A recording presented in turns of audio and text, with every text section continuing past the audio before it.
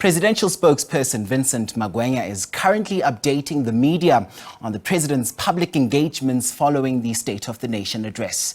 Let's take you there live.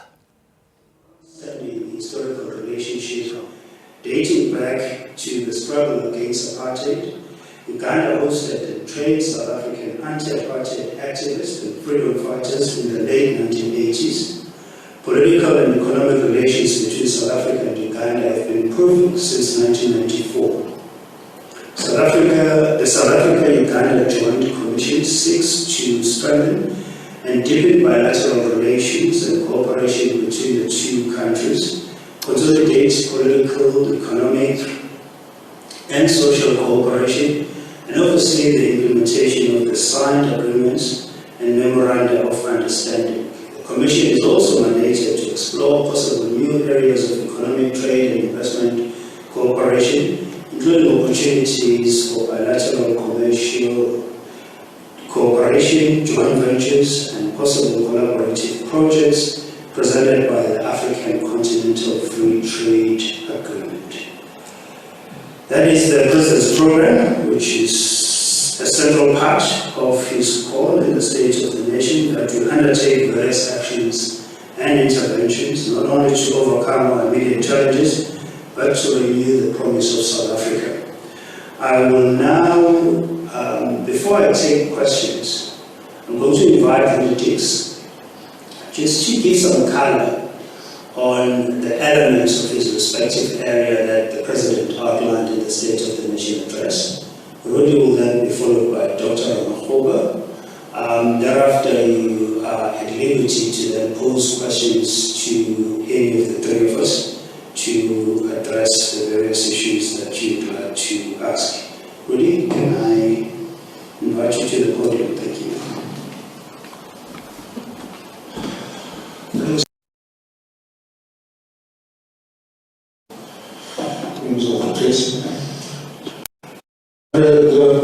You okay with the laptop here?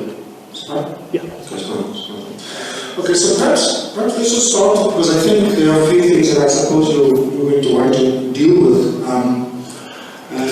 I'll specifically speak with technical aspects of the electricity plan and some of the areas that the President will announce in relation to the Operation Together interventions. I also deal with the youth and employment interventions, so that's areas that we could speak to. I think the youth and employment intervention were probably quite clear and concise in the way the President had provided an update and the program for this year around those particular sets of interventions. If I may just say, I think the presidential youth employment intervention and the presidential employment stimulus has been fairly successful. Particularly the school program. I think many of you are familiar with the school program, where we've taken a cohort of young people to be teacher assistants, to support teachers in the classroom with a whole set of different programs. And I think this is something that we'll continue to do going forward for this coming financial year, and this is going to be important. The President's focus on youth, of course, is going to be is also an important area, and as you can see, the specific announcements around the allocations for this coming financial year around the National Skills Fund, introducing a demand-side spending program, and this is basically what we refer to as equipment performance. It means that we support employees in high-growth sectors like digital and tech, for instance, to train and place people in employment. And then, of course, they're supported by funding, provision to be able to do that. The key here is placing people, young people in employment. So these are important programs going forward. But I suppose probably the most important for you is the electricity crisis and the over-reform. As I said, I'll stick to the technical aspects. Vincent will deal with some of the other aspects that the President had announced. I think we're making quite a bit of progress, as the President indicated.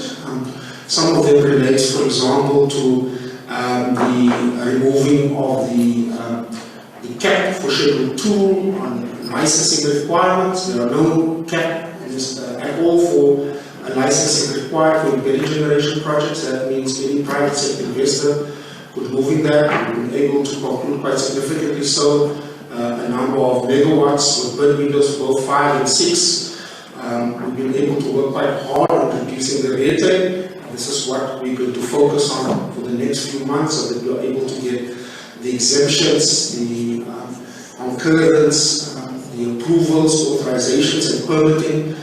This will be important because we'll be working hand in hand with Dr. Amkoba's SIPS project, the Strategic Infrastructure. Strategic projects. This makes it important and significantly reduces the time frame both for general water use licenses and for environmental impact assessments from in excess of 120 days to about 57 days. There are also interventions that speaks to additional power that we've been able to get from the Southern African power pool, which is about 300 megawatts, and then a whole set of other areas. But I thought it's important to perhaps stress the one area, which is the ability of Operation Vulindlela to open up the electricity market space, particularly at the generation level, and this was through that Schedule 2 amendment, which initially started in 2021 when Minister Mantashe promulgated that amendment to the schedule to raise the cap from 1 megawatt to 100 megawatt. Now that has significantly opened up the private sector space. There are now potential 104 projects exceeding 9,000 megawatts, and that's quite important because this is part of many of the interventions to try and reduce the energy supply gap that we do have, and that's the most important thing. I thought that it's quite critical in the way the President had also emphasized the need to ensure that we reduce that supply gap. And as he emphasized again, we are not straying away from any particular plan, neither are we developing a new plan. We are setting the course of implementing the 5 points, 5 actions that he announced in July. We are working quite actively and with a high degree of pace to address some of the impediments, at least from government side, to be able to do that, to be able to address some of those particular sets of interventions that are important. And just a reminder again, what are the 2 key things that we're looking at, right? If one summarizes the 5 points in the action plan. There are 2 key things. One is to improve plant performance for Eskom, and the second is to ensure that we get enough new megawatts onto the grid as quickly as possible. So those are the 2 key, if I should summarize it, those are the 2 key things that are going to be quite critical for us to be able to do. Plant performance is quite important. And here I think it's quite critical for us to say as government, we are not intending to replace or to interfere in the operational or in the governance or in the managerial responsibility of Eskom. Eskom is an entity in its own right. Its shareholder is DPE, and I think that's quite important to emphasize it. But what we are doing is saying to Eskom, what is it that we can do as government to support you in implementing your recovery generation plan? And that's fundamental. So for instance, you may have heard, of course, Andre and many of the other ourselves also indicate that there's been problems around procurement of spare parts, procurement directly from original equipment manufacturers, issues around skills, issues around a whole sets of regulatory issues that we can assist, for example, in speeding that for Eskom. That's precisely what we've been doing. That's precisely what we're going to do in the future so that it can focus on its plant performance. It can fix the plants. It can ensure that they stay as they maintain, that they do not give us the kind of partial or there. So the idea is to support Eskom in ensuring that it turnarounds its plants as a matter of urgency and provide all the support that we can give, including reducing or even eliminating the red tape with respect to anything that Eskom requires. So that's quite important for us to be able to consider. The second part, which relates to additional megawatts, and this again is what is in our control and within the departments that are there. And this is going to be quite important for us because even if we do increase the plant performance of Eskom, Eskom will still require the kind of space for it to run longer term maintenance. It would have to take into consideration some of the indications that are in the IRP around decommissioning. And no matter what, we are going to require to put on more megawatts on the grid, and this is through a whole set of different interventions, as indicated in the IRP, that is being upgraded by the DMRE. For now, the quickest way, so for us what's important, and we emphasize this, the quickest way to get more megawatts onto the grid is to focus on PVs, to focus on wind, is to focus on battery storage. It doesn't preclude, and I think this is important, the emphasis of other forms of technology to be able to ensure that that is supported. Now, gas, for example, remains a part of our policy mix. Dr. Ramokgopa will be speaking about some of the interventions in energy around gas, particularly how we unblock, for example, the 3 gigawatt gas project by Eskom. In the IRP 2019, there's another 3 gigawatt of gas. Again, we have to ensure that although we've received concurrence from NERSA and approval from the Minister DMRE, that RFP is issued, because that's quite critical also to ensure that we get more megawatts on the grid. But I want to emphasize that the quickest way is, again, through balancing PV and wind and getting those megawatts onto the grid as quickly as possible. So we've set up a whole set of different interventions to support that, and that's going to be quite critical. You would have noticed that there was some important and fundamental intervention that the President announced, and that is rooftop solar PV. Right? And that's quite important, because we've been talking about that for many months and years.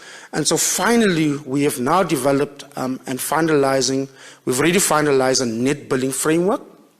But what is more important, to incentivize households to move off from the grid or partially move off from the grid, is rooftop solar. And there are global cases, where we've seen this happen, and quite successfully so. Vietnam, a case in point, many other countries. This is precisely how we're able to what we are intending to do is to get as many households off the grid or partially off the grid by providing them a clear framework, supporting the municipalities in developing that clear framework, the distribution network of Eskom to support that framework. And as you can see, we expect the Minister of Finance in its budget speech to make quite clear and precise announcements as to what sort of financial incentives that would incur. And already I think you've got a sense of what the President had indicated, which is potentially, a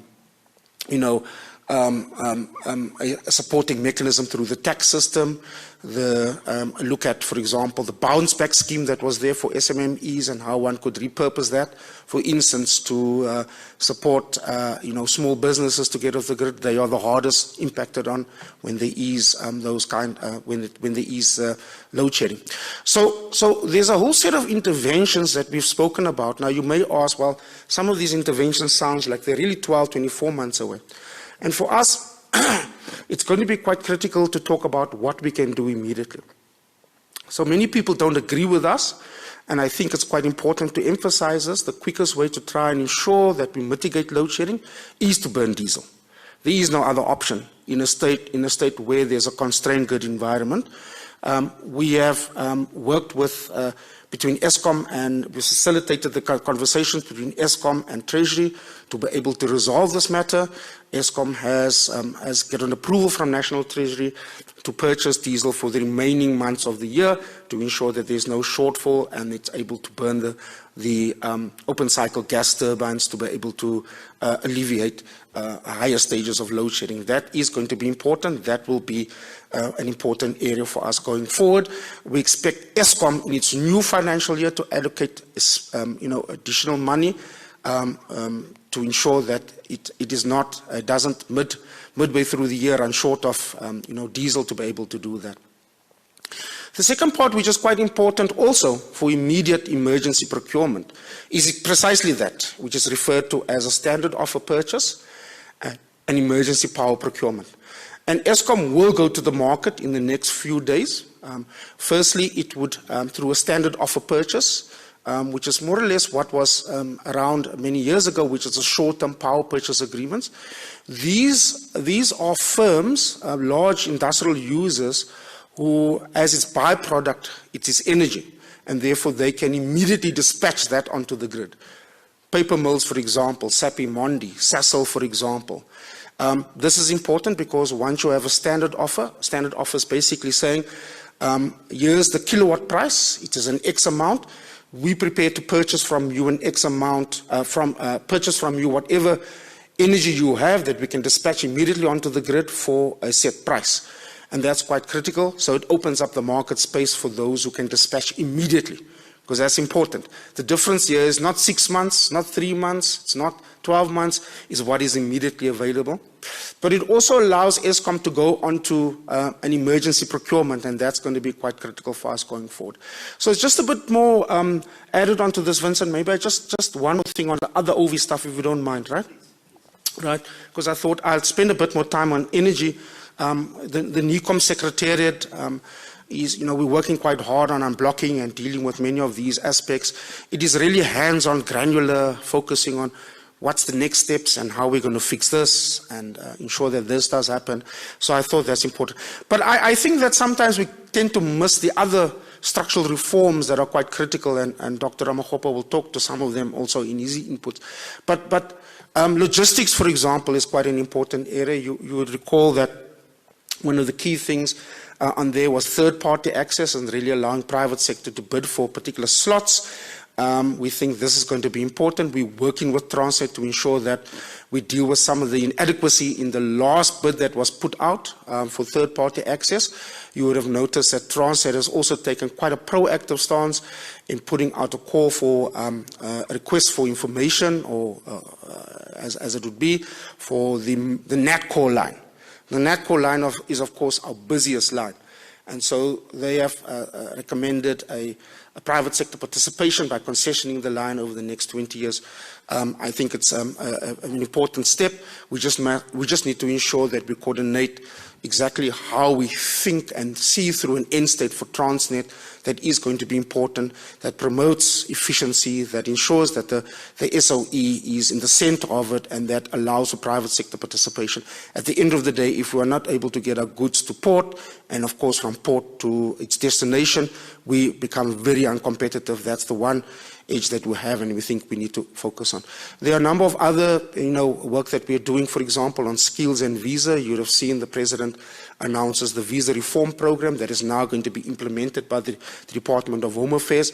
This has been quite an important area that has been supported by Mr. Mavuso Msimang, who was the former Director General of the Department of Home Affairs in the mid-90s.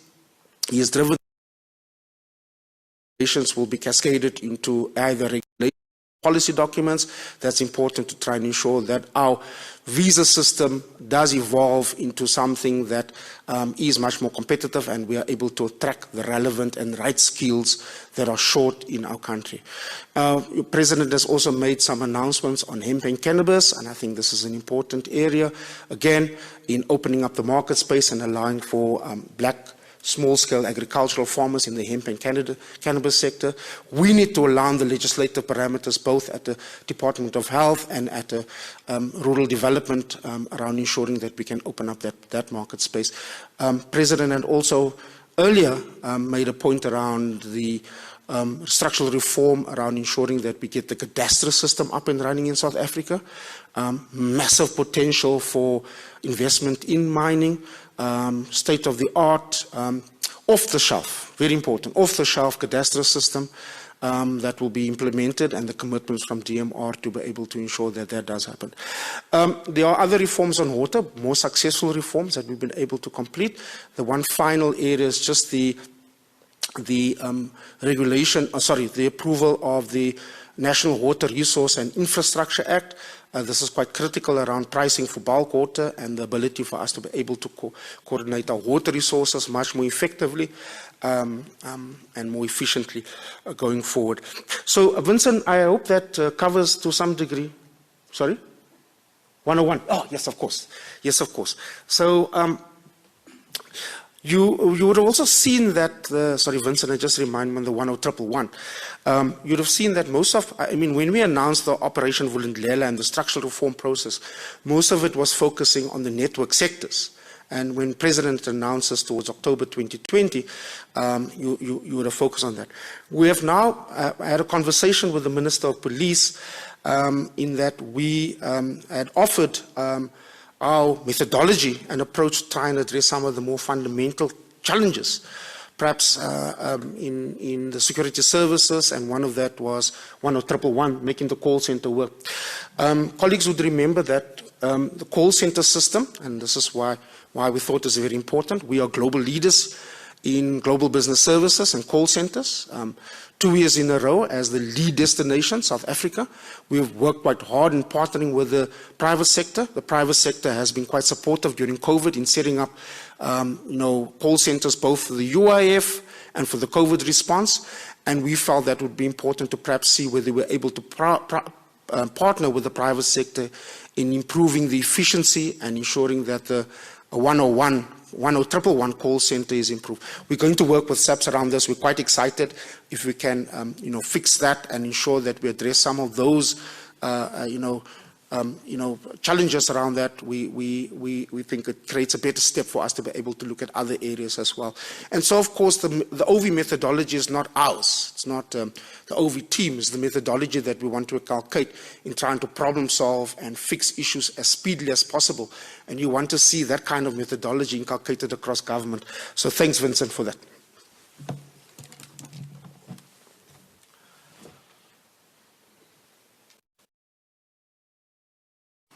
Thank you very much, Vincent, and good morning to everyone. As directed by Vincent, I'm going to give a much more elaborate picture of the infrastructure space. Of course, it has two dimensions. One is that it's an elaboration on what the President would have shared in the SONA, but also a bit of reflection on the kind of progress that we have from the SONA 2022.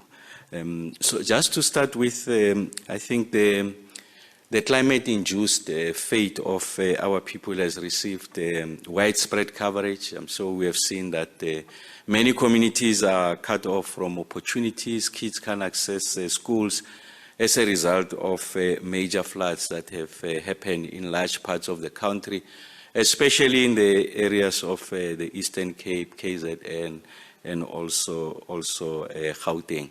And that has a direct implication on the infrastructure, and of course, part of it is largely because of inadequate infrastructure to accommodate the kind of climatic changes that we are experiencing.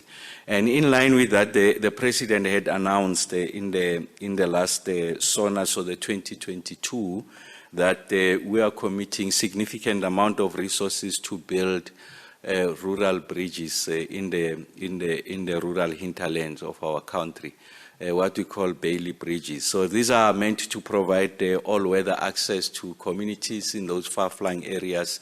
We know that a significant proportion of communities in these parts of our country, they have to cross water bodies to access economic opportunities, social amenities, and just go about their lives. So the President had committed to construction of 95 bridges in the next medium-term period, over a period of 3 years. And just a bit of where we are now. So in the current financial year, we will be in a position to conclude about 48 of these bridges. And the reason why there's been a delay in the rollout of these bridges is because the in-year allocation was only received late in the financial year. But we are more than confident that we will be able to catch up in the next financial years. Where are these bridges? The 48 that I'm referring to. The 24 are already completed or in advanced stages of completion in the KZN province. And why is the concentration of these bridges in KZN? It was in large part to ameliorate, if you like, communities' experiences as a result of the floods. So there had to be a concentration in the KZN. And then we are expanding the next 24, so between now and the end of the financial year, construction has already started. So in largely 2 provinces, and this is going to be the Eastern Cape and Limpopo. So the next question to be asked, why is it that we are not necessarily prioritizing other provinces? Is because of the topographic conditions in these areas of KZN, Limpopo, and the Eastern Cape. And that's why there's a large concentration of initial rollout of these bridges in the 3 provinces, and we have already given an indication that the next set of 95 bridges, of course, will be spread across the country, but I must emphasize that a greater share of those 95 bridges going forward is still going to be in those 3 provinces. So we have now received fiscal support for the next 3 years of 3.7 billion rands to roll out these bridges. And the uniqueness of these bridges is that it's the South African National Defence Force that is constructing these bridges. And of course, we draw from the catchment areas of those bridges for us to be able to draw the labor that is required to support the South African National Defence Force. And I think that a significant highlight of this program is the fact that it's the state that essentially is constructing these bridges going forward. So the 3.7 billion is going to help us in the next 3 years on average 95 bridges per annum to be rolled out. And then the other issue that is afflicting rural communities is the state of rural roads. And just to give you a net picture of the South African road infrastructure, is that we've got 780,000 kilometers of proclaimed roads. And of that 780,000 kilometers of proclaimed roads, only 20% of that is surfaced. When I say surface, there's a form of what you call tar, bitumen emulsion, or bitumen, concrete surface, or a brick surface. So 80% of our roads are gravel roads. So I think it's an important picture that you must have. And also that SANRAL is responsible for about 3% of the total network of the roads. So you can see that a great majority of these roads are sitting with provincial governments and local authorities. So I thought that that picture is important. So in the 2022 SONA, the President indicated that we will be rolling out about surfacing 685 kilometers of rural roads. And these rural roads are going to benefit from a unique design in that the kind of design that will be using the local material that is essentially sourced from the local area. And then it will be using block paving. Why do you use block paving? Because you want to remove machinery and allow for local people to participate in the rollout of that road. So we have completed the standardization of the designs of those roads, so that when I talk about rural roads, when anyone in government talks about rural roads, we know what is the standard quality and also the participation of local communities and also the sourcing of local materials, so that there's an appreciation that as we resolve the infrastructure problem, we're also resolving the unemployment problem, and also the skills issue. What have we done in relation to the 685 promise? Now, as I speak to you, there's 196 kilometers of those roads that are under construction, and 36 kilometers of those have been completed. So we are on course to meet the 685 kilometers of roads that the President had promised. And then, of course, there are provinces that lend themselves to benefit from this kind of infrastructure rollout. One, because of their rural nature, and also because of the average share of the rural roads as a total of the roads that they have in that province. For an example, the majority of the roads in Gauteng are surfaced. The majority of the roads in the Western Cape are surfaced relative to what other provinces are experiencing. I think it's an important qualification. So again, KwaZulu-Natal, Eastern Cape, Limpopo, the Northwest, and Mpumalanga are going to benefit disproportionately from the rollout of these rural roads. And like I said, we have completed the standard designs. And then the other area, so the President in SONA 2022 emphasized that from an infrastructure point of view, we'll be focusing on energy. My colleague Rudy has expanded on that, and then emphasized that we'll focus on roads. I've just shared with you roads, of course, bridges are in that total family of roads, because it's a structure that is meant to convey traffic, the same as roads do. And then the third area is that of water.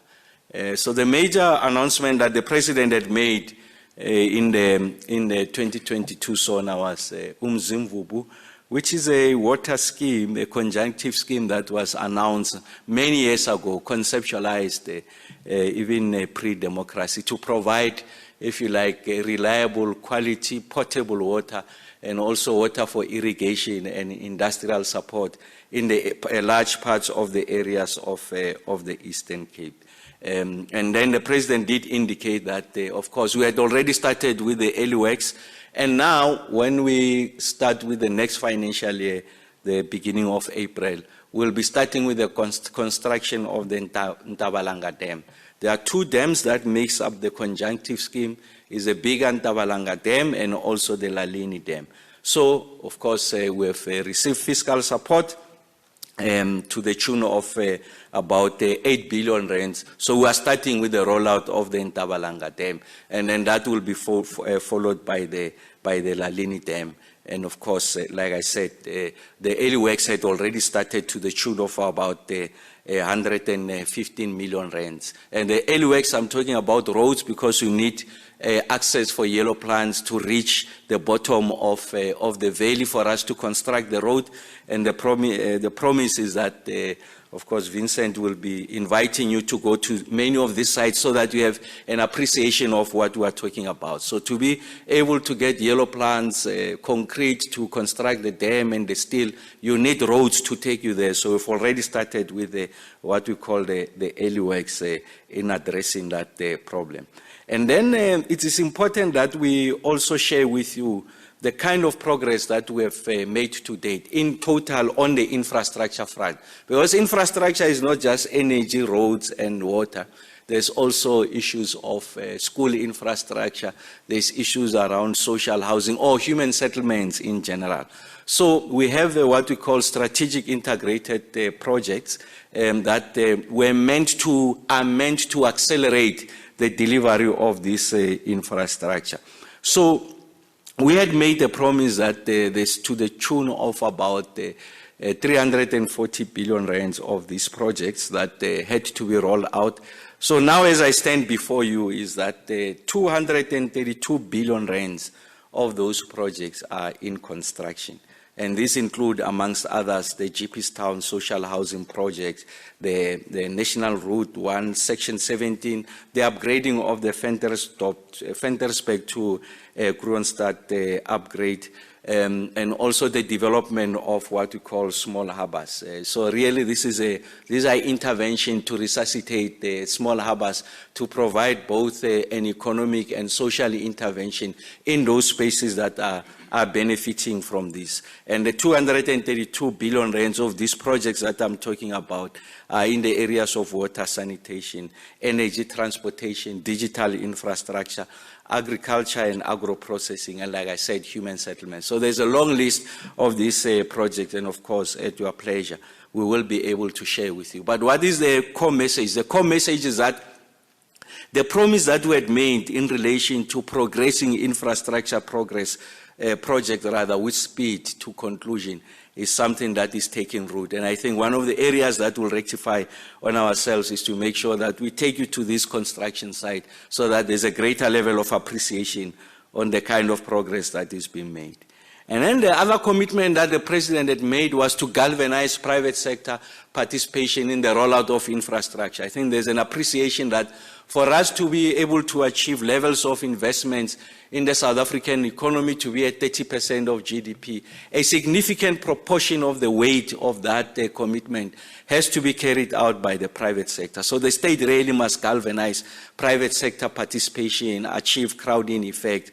And the President had indicated that there's projects that are private sector sponsored to the tune of about 133 billion rands, requiring an injection or fiscal support or public sector support of 1.8 billion rands. And we are finalizing that mechanism. But a lot of these private sector projects, as we speak, they're already getting into the next phases. So all we are doing is to help to support the acceleration of future phases so that the certainty with regards to government's commitment to provide provide for bulk infrastructure support in the form of energy, water, and roads. And the point I'm making is that we are proceeding with speed on that. I thought it will be important also just to say that in the totality of these projects that we are offering, to just give you feedback in relation to the major SANRAL projects. You remember that there are about 6 projects that are sponsored by, or there are 5 projects that are SANRAL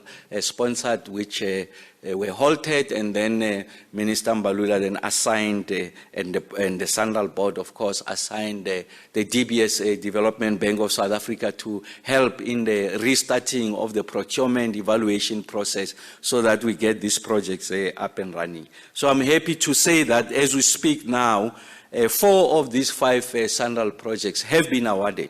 The one that has not been awarded is the one that has to do with the technologies that supports, if you like, the e-tolls, the Gauteng Freeway Improvement Project. You remember that the Minister of Finance did announce in the medium-term budget policy statement that there has been a resolution on that the state will carry the responsibility of rolling out or financing GFIP, but also meeting the obligations that are associated with the rollout of GFIP. And there's a split between national government and the Gauteng provincial government. So that project will be attended to within the totality of that intervention.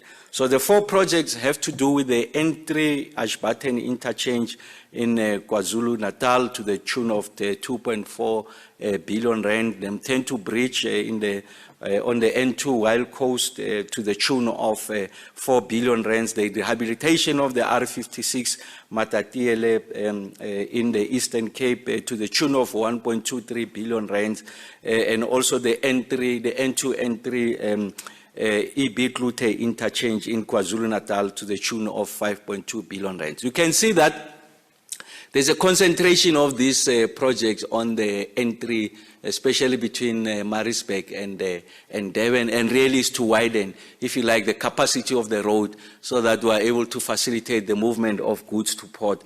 As we all know that Durban is one of the biggest ports on the continent. And then there's a point that my colleague Rudy referred to earlier on in relation to some of the demand side interventions on the energy side. So Rudy did competently explain what are the kind of interventions we are making. But the one that I want to lift that is within our domain is that of repurposing government facilities to benefit from renewable energy and battery storage intervention. So we have computed that, of course, we are using up to 320 megawatts. That is the all of government at a national level. And this is before we go to provincial and local authority level. So we'll be going out to market before the end of March for the private sector to make investments in that space to repurpose these buildings. And I think at the conclusion of that, we'll be able to relieve, if you like, the demand side, reduce it by 320 megawatts. It's going to help, of course, to balance that equation or in relation to the generation supply side, as Rudy has indicated, and the demand side. So that's the first benefit. The second benefit is that it relieves government of the responsibility to make payments in relation to energy, which is a significant amount of resources that we are spending. And that money can then be redirected to other social needs in government. And the third one is that in the course of retrofitting this, we are able to prepare communities, businesses owned by women, youth, and the like, to benefit from this renewable energy revolution. So Rudy spoke about the rooftop, designing an instrument to support, if you like, rooftop solutions for households. And we can see that once we succeed in developing that instrument and bring it on board, there's a significant amount of see-through of the requirement with regards to rooftop technology is going to require that we build the necessary skills and capacity to roll out that kind of infrastructure. So we'll be using this program as part of the interventions to make sure that we are able to accelerate, if you like, skills for the future for us to be able to benefit from renewable technologies. And then in conclusion, we have accepted that, as Rudy has indicated, there are structural challenges in government that undermine the ability of the state to deliver on projects. that undermine our ability to spend on the infrastructure allocation. And chief amongst those have to do with the quality of the skills that we have. So we have hemorrhaged significant skills in the public sector, both the financial and engineering technical skills, and we need to rebuild those skills. And that undermines our ability to plan, to have good quality projects, to package projects to benefit from the debt capital market. And we are placing an inordinate amount of burden on the fiscus, even placing before the fiscus for possible financing consideration, projects that can be financed through the debt capital markets. And the only reason why we can't go that route of the debt capital market is because of the quality of the project, the manner in which they've been packaged. So what are we doing in this regard? So President Ramaphosa has indicated that the 600 million that has been given to Infrastructure South Africa to support, if you like, poor municipalities and provinces that don't have this capacity to prepare projects accordingly, to package them so that they are ready for implementation. Part of the problem is that a lot of projects attract fiscal support, but once they get to attract that fiscal support, you find that the rezoning has not happened. So there is a project in a school in Province X has been funded to improve the infrastructure or build a new school. But you find that there's no zoning by the local municipality for that area to be a school, for a school to be constructed. Or there's no municipal grid connection to support the water and energy. So it's important that we package these projects so that when we go out and say projects are ready for fiscal support, this project indeed can be financed and we are able to go out on tender immediately. So that's the one on project preparation. The other one is on execution. So yes, the project has got all this licensing, has got the planning in place, but the state has no capacity to execute or evaluate competently, if you like, the submissions from the private sector. And the state is not able to accelerate delivery. You find that projects take over 3 financial years to be completed, even if they've got sufficient financing to be completed in one single financial year. So all we are doing is to introduce mechanisms in the state so that there's a project management offices that aggregates the skills that we have in the public sector and also drawing additional skills from the private sector to help us to ramp up, if you like, delivery, so that we undermine the hemorrhaging of skills that have taken place over a period of time, and simultaneously build a new layer of skills that once the private sector gets to leave the space, the state has developed sufficient capacity internally to be able to discharge and prosecute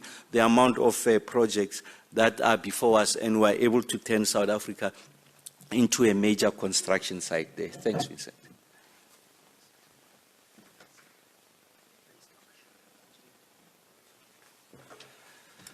Okay, great. Thank you so much, Dr. Ramakgopa, Mr. Rudy Dix, for that very detailed outline in unpacking some of the announcements that the President made. So, colleagues, we'll open the floor to questions now. We have colleagues joining us via Zoom.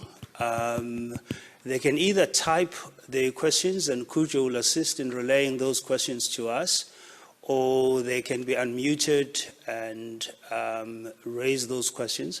We still have Rudy here and Dr. Ramakgopa, if there are any questions for them, and I'll also be available to respond.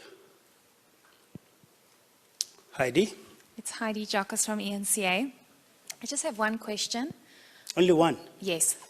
When will the Minister of Electricity be appointed? Thank you. Okay. Well, my name is Sintebo. I'm with the SABC. I've seen here that Dr. Ramakgopa said they're planning to have around 320 megawatts that would be on government buildings or for provinces. When are we likely going to have this 320 megawatts, which simply means all government departments and provincial government departments will be off the national grid? Is this what you're contemplating? And when is this likely going to happen? And maybe to Rudy, I've seen here that you're saying that the presidential youth employment and government's bid to create jobs for young people, it seems to be on course. But looking at the statistics that almost over 60% of young people are unemployed in South Africa, how then do you align that with this push to have, to say, young people seem to be benefiting out of this presidential youth? And then again on the electricity and your intervention at Eskom, I heard that you said you're not going to dictate or to interfere with what Eskom is doing. But some people, especially those who are working at Eskom, are saying, in fact, it's not a problem. There's no problem at Eskom. But the problem is that there are some criminal elements who are deliberately providing a substandard coal, and those substandard coal ultimately then damage the machines there, and ultimately we end up with breakdowns. What are strategic intervention as opposed to be maybe skirting around issues? What are your immediate intervention and interventions that will ultimately yield results to stop that, as opposed to seem to be skirting around issues and ultimately having even to appoint the Minister of Electricity? That's my submission. Okay, thank you, Ndebu. I'm going to take maybe, let's say, 2 or 3 more from the Zoom platform.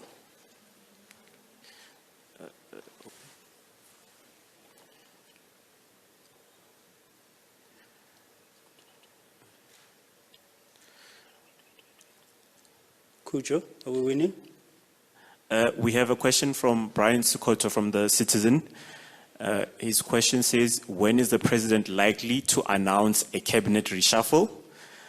What is the presidency response to a comment by Energy and Mineral Resources Minister that the soon-to-be appointed electricity minister will serve as a project manager, a temporary measure? And then we have a second question from Tama Khan from Business Day. And she asks, can you provide more detail about Eskom's plan to procure emergency short-term power from industry? How much power do you hope to procure? What will you pay? Can you set out the regulatory steps that are required to make this happen? And her second question is, the declaration of the state of disaster for electricity requires regulations or directives to bring government's plans in this regard into effect. Can you give us some of the specifics? What exactly does government intend to do with the powers according in terms of the state of disaster? And when will we see the detailed regulations to bring these interventions into effect? Okay, let's take one more from the Zoom platform. From Jason Flicks from News 24 asks, has the president expressed any view on the disruption by the EFF at the SONA? Did the president fear for his life when the stage was stormed? And his second question is, by when can we expect an announcement on the cabinet reshuffle, given the number of vacancies and changes that need to be made to cabinet? Okay, great. So what we're going to do, we're going to start with Dr. Ramokgopa, and thereafter Rudy will follow, and I will then wrap up the last round of those questions. So, Doc. Thank you very much for the questions. I think the more direct one is what Ndebu had raised, and that relates to the 300 megawatts demand-side intervention. That relates to the retrofitting of government buildings. Yes, we have done a computation, and I said, I'm emphasizing the 320 megawatts only at the national level. So we have not done computation and modeling for the provincial and local areas, because at that level, the municipalities must opt into the program, and provinces must opt into the program, because they are unique constitutional entities. But we think that within the umbrella of the interventions that we are making that are very bold and aggressive in making interventions on the demand side, they are likely going to come on board. So the 320 table refers to national government facilities. You are asking when is this going to start? So the first tranche is ready, and this has to do with correctional centers in the country. So they will have finalized the computation, the modeling. So we'll be going out, like I said, before the end of March into the market. But we are not going to wait for other centers or facilities to come on board, such as the priority will be given to hospitals, will be given to water infrastructure. I'm sure you know the situation here in Gauteng in particular, and I assume is in many parts of the country. The situation, the water situation in relation to the ability of rainwater to deliver reliable water supply to communities here has to do with the interruption in the energy supply. So it's very little to do with the availability of water. So that those are the interventions that are going to receive a priority, and also the courts are going to receive a priority. But to answer your question, when are we starting?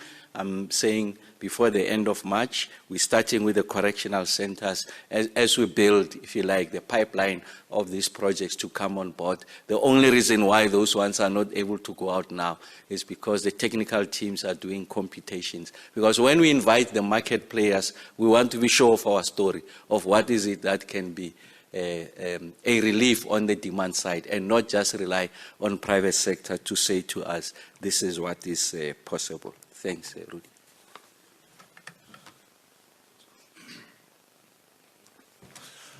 I suppose, Josienzo, it would probably be wise for us to look at the entire state sector.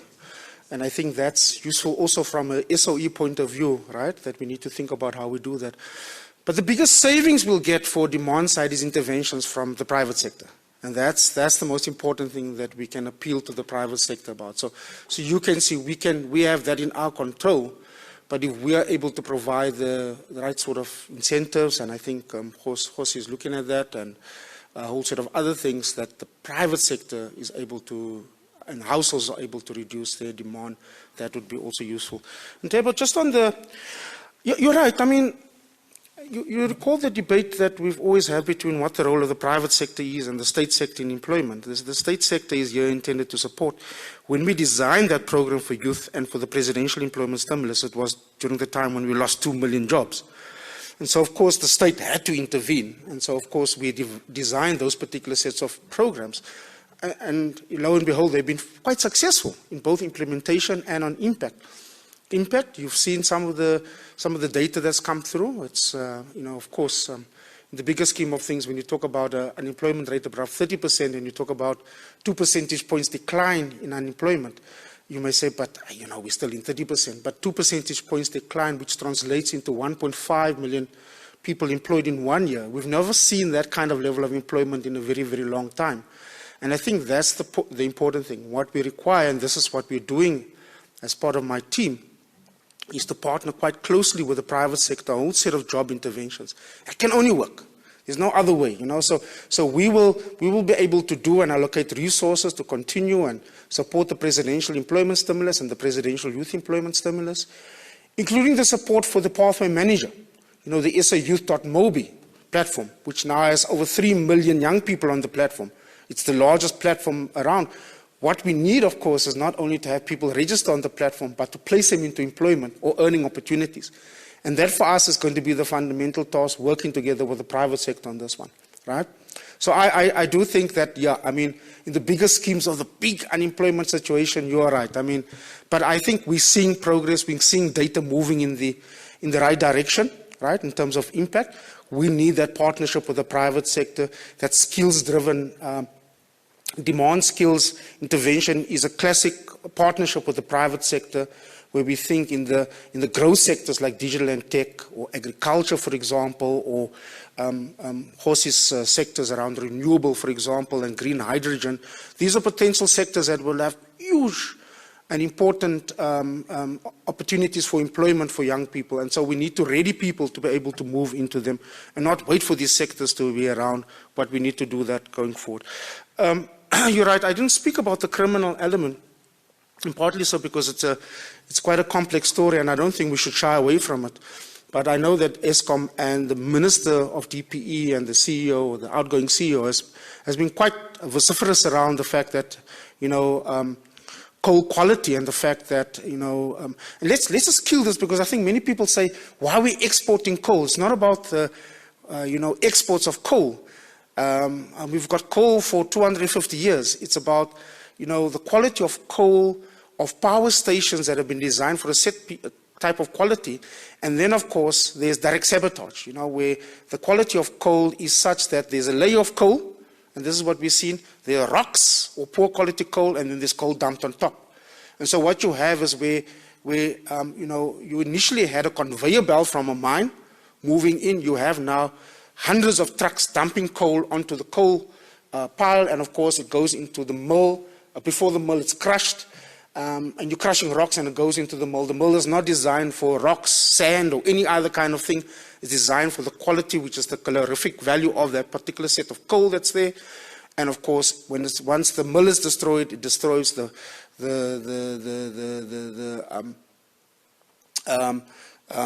tube and the boiler, for example, where the tubes are. And this is the reality of it.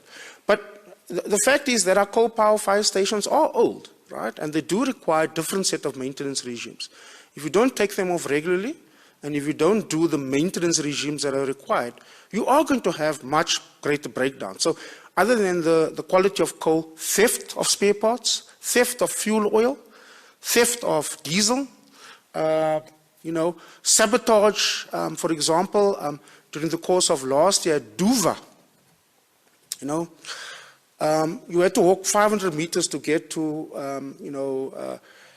underground cables, that were cut and disconnected for the water treatment plant. What does that mean? It doesn't mean one unit, it means the entire plant is off until you connect those cables. That's on the plant, right? Not on the outskirts of the plant. So you're right, and I think this is quite important. What we have done is to establish a multidisciplinary team, right?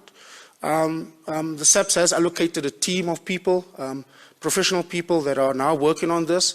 I know, for instance, that many of them have visited some of the key power stations where there have been allegations of significant theft, sabotage, and corruption.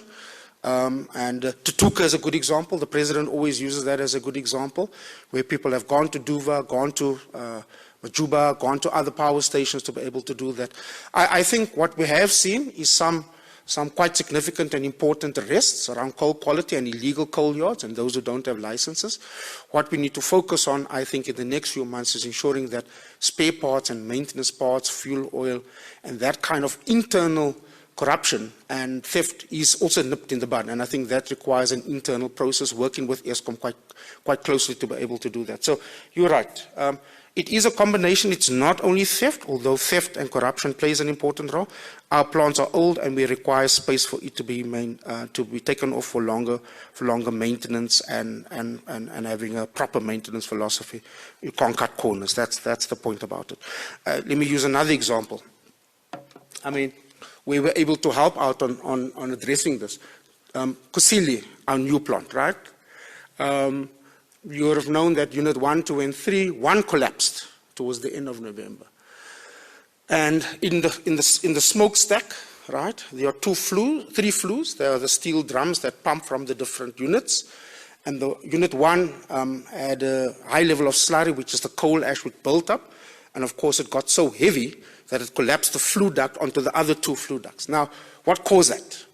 That was caused because of poor design flaws, because of potential corruption that was there, in the design of the plant itself. You know that there's been significant investigations. Some people that were part of the building the plant have paid admission of guilt, and some of the money has been recovered.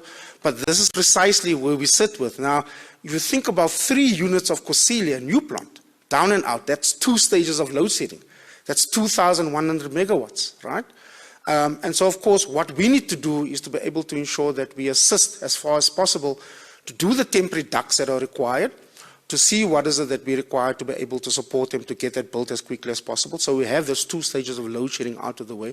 There's of course Unit 5, and that was in the contractor's hands where there was a massive fire.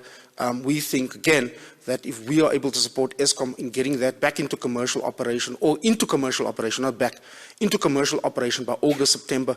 Again, Eskom must tell us, what do you need from government for us to be able to support that? You know, can we provide, you know, some aspects around exemptions if that is required on different areas? But you understand the dynamic. It's a very difficult dynamic, and we have a team in place. I think it's that team is led by the SABC. It is a multidisciplinary team, and they are cracking this to be able to address some of the more fundamental stuff around that.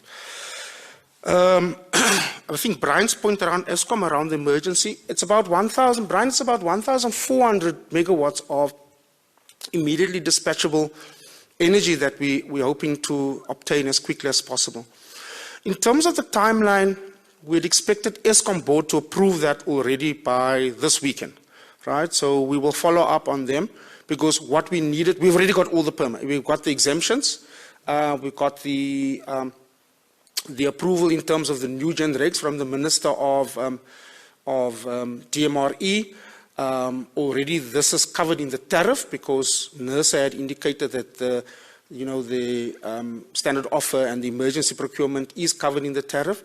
It is now in Eskom's hands to implement it and to go to the market space as quickly as possible. They require internal, and as you can see, I mean, we've spoken to them about ensuring that it happens quite quickly through an emergency investment committee meeting, an emergency board meeting. Tomorrow we're back on them to say, you know, has this gone out? We want to know where this is happening, and we're able to provide an update. In terms of our timeline, it was supposed to have happened and approved on the 10th of February. So, what they're paying, I cannot say for now until the Eskom board announces that.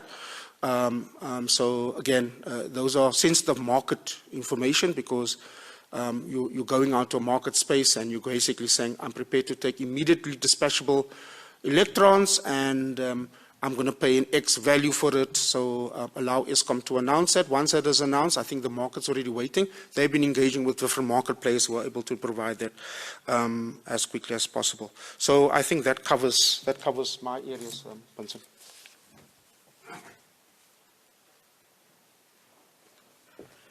Thank you so much, gentlemen. I'm going to address a few questions that were directed towards my direction.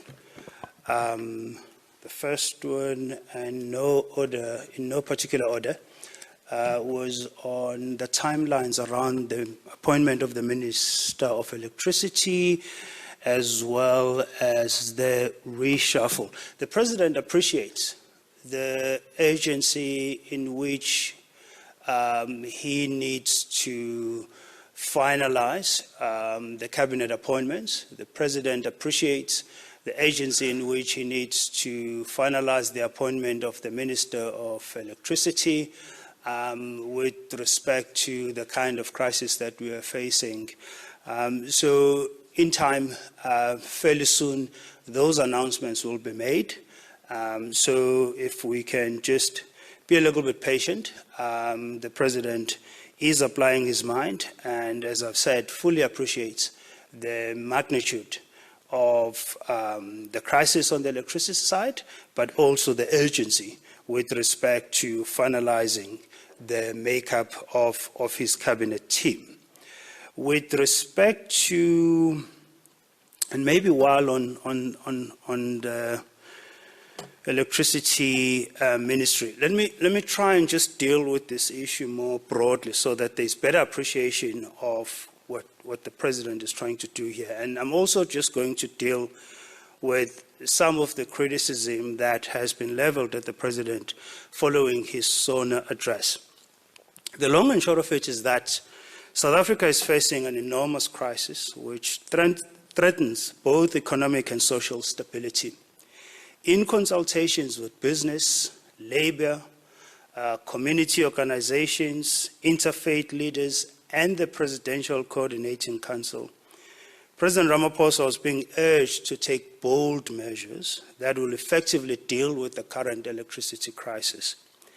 Some of those calls were very specific to the declaration of the state of disaster.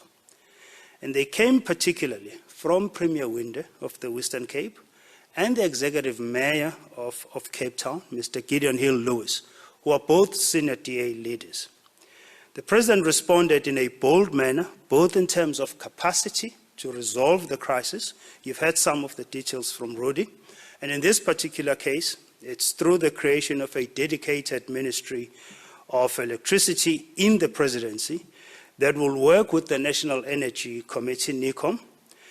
And the President also then provided the appropriate enablement through the declaration of the state of disaster. The impact of power outages on food security, water supply, livelihoods, people's health, and the economy requires that all of us as South Africans will rally behind the efforts that are underway. We must also emphasize that this is not the time for finger-pointing or politically motivated court actions or lawfare. This is the time to look past our ideological and political differences, and it's the time to work together in the interest of our nation, in the interest of growing the economy and sustaining livelihoods. The President does expect that even those that harbor reservations about the approach that he has taken are expected to join in and put shoulder to wheel, because ultimately we're all working towards the same goal. There have been concerns about possible corruption and claims of looting, etc., judging from some unfortunate previous experiences.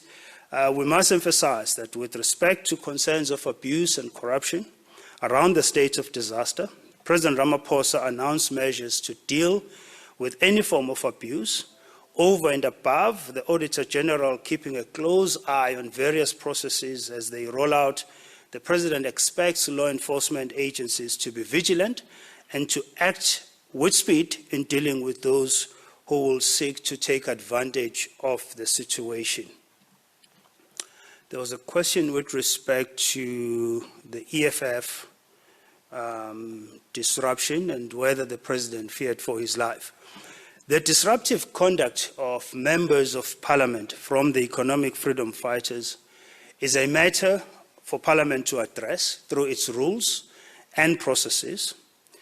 President Ramaphosa retained his composure throughout the evening, as you all saw.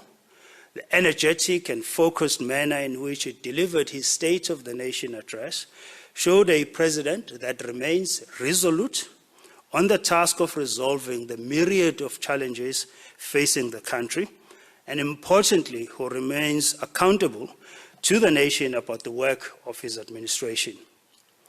The disruptive scenes led by the EFF in Parliament have become an unfortunate and disturbing permanent feature of the SONA and other parliamentary activities, such as the President's budget vote speech.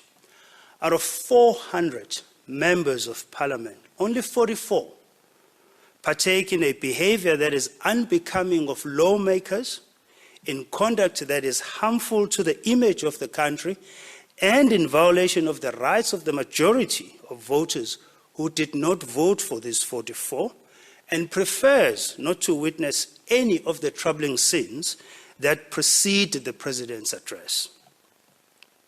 I think I've covered all of those questions, unless there's a question I may have omitted, Kujo. I think I've covered all of them, have I? Yes, I have. Okay. There are more questions, though. There are more questions, though. Dr. Ramaphosa is still here. Rudy is still here. We'll take those questions from the Zoom platform. From Lewan Prince from Netwerk 24 says, are there any ideas at the stage who's being considered to be appointed as the new Minister of Electricity? There seems to be a bit of confusion about the President being involved in an emergency landing last week as he flew down to Cape Town for the SONA, as the SANDF confirmed it. There are reports also this morning that the presidential jet was also damaged after landing at Cape Town International Airport. Was the President involved in an emergency landing, and is the presidential jet damaged?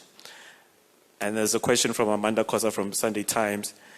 She asks, please elaborate what exactly the Minister of Electricity will be responsible for, and will the office be done away with once the electricity crisis has been resolved? Is this not a vote of no confidence in the ministers Gwede Mantashe and Pravin Gordhan? And then Brian Sokoto is asking a follow-up question on a comment on the electricity minister being regarded as a project manager. Okay. Is that it? Okay. So maybe let's start with the Minister of Electricity. No, we're not going to have a public brainstorm on who the potential candidates are, but we appreciate the spirit of the question. What the President has said is that he's adopting a project management approach with this role. Whether you then refer to the minister or the yet to be appointed or the soon to be appointed Minister of Electricity as a project manager or what have you, it's neither here nor there. What is important for people to understand is that the President delegates powers, and the President can also reallocate the delegation of those powers.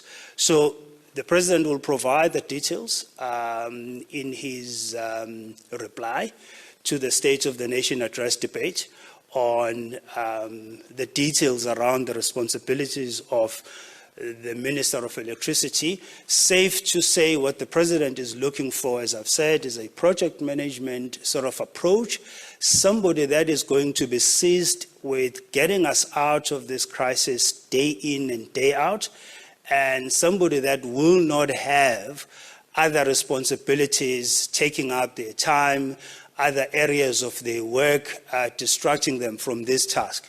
So this minister will be seized with one thing and one thing only, That's Presidency spokesperson Vincent Magwenya there, just giving an update around the President's engagements post the State of the Nation address there. Also, just using the platform to also address a range of topical issues of public and media interest. Here, plans on service delivery, infrastructure, the crippling power crisis, and the imminent cabinet reshuffle, and other matters were also being addressed. We leave it here for today's installment of The Agenda.